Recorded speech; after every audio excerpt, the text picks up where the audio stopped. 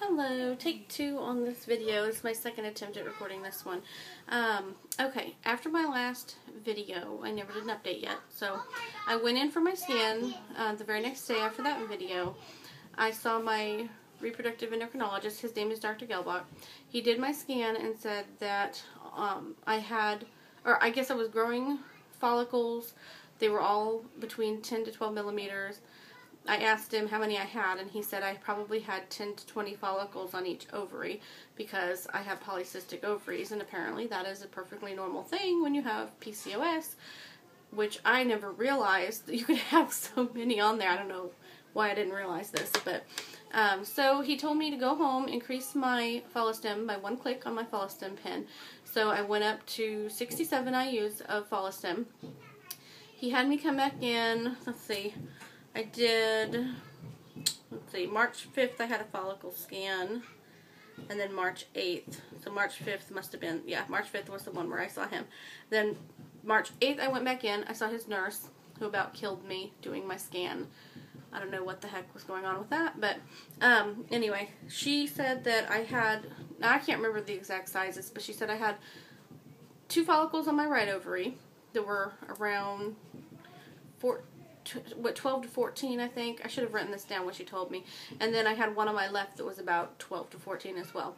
So she said, go home, stay on the same dosage. So I stayed on 67 IUs for a couple more days. I went back in on March 10th, Sunday, March 10th, and I got to see my regular doctor again. He did my scan, said that he checked my right ovary first, said I had 2 follicles. I had a 14 millimeter and an 18 millimeter follicle, and then he went to check my left ovary and said he really didn't see much of anything. So I don't know what happened to the follicle that was there. I have no idea. Unless I miraculously somehow ovulated it. I didn't think of that until just now. That would be weird. I hope not. But anyway, so my right side had the 14 millimeter and 18 millimeter. So he told me to go home, do 1 more injection on Sunday evening of my 67 IU follistim. Then on Monday night, I was to take my trigger shot of Ovidril. So I ended up taking the Ovidril shot around 11 p.m. on Monday evening. Then today, Wednesday, March 13th, 2013, I went in for my IUI. And the first time we did an IUI, well, let me back up. When we first did sperm analysis on my husband, I was worried, hoping everything would be okay. But it was. He checked out excellent with the sperm quality and everything. And he had like 35 million sperm in his sample, which he said was great. So when we did our first IUI, which was probably 4 to 6 months after we did a sperm sample, I believe we had around 12 million motile sperm in our sample that they got out of it to do my IUI with. And then on our second IUI, it was only about 10 million. So I was starting to panic. I was like, what is going on here? Why are we going from a 35 million, sample on the sperm analysis down to 12 and then 10? So I was starting to worry, but my last IUI was last November. So this is March. Evidently the last 3 months, something happened to kind of up his sperm amount or something, because today, after they washed the sample we brought in, there was 23 point something million sperm. So that's really good. It was, almost double, actually more than double what we had on the last IUI. And I asked the nurse about that, and she said that it didn't matter, really, if you had 10,000 or 23,000, that you were going to have the same chances of conception. I don't understand that. She said anything over 10,000 is good, but if you have 23 million, and versus 10 million, you're going to have 13 million more sperm in there searching for that egg. So why wouldn't you have a better chance? It does not make sense to me. Surely she has to be wrong. Anyhow, I got my IUI today. It went okay. The nurse was having some trouble with the speculum. She had inserted one, had to take it back out. She didn't say why. Put in a bigger one, which was okay. It wasn't really that uncomfortable. But she kept trying to click it, how they click it to open it up. Well, she'd get it clicked into place, and it would go click really loud, and it would, close. So I don't know what was happening. It wasn't wanting to stay in place, but finally she got it. And did my IUI, and I laid there for about 10 minutes. While I was laying on the table, I did make a video of myself but I don't know if I'm going to upload that because I think I look ridiculous in the video. Because I was literally laying flat on a table and, you know, holding my iPhone up like this and looking into it and talking. So I may upload it. I don't know. Depends on how brave I am, because I think I look really fat and not good in that video. Although I don't usually like myself in any of my videos. So that's where I'm at. I'm on 0 days past IUI today. I'm trying to decide if I want to test my trigger shot out like I did before. But last time, that really just caused me to be crazy, because I'd have a test in the morning that was, you know, a certain darkness, and then in the evening I might take another one, why I don't know, and have it be a little bit darker and think, oh my god, it's getting darker, I'm pregnant.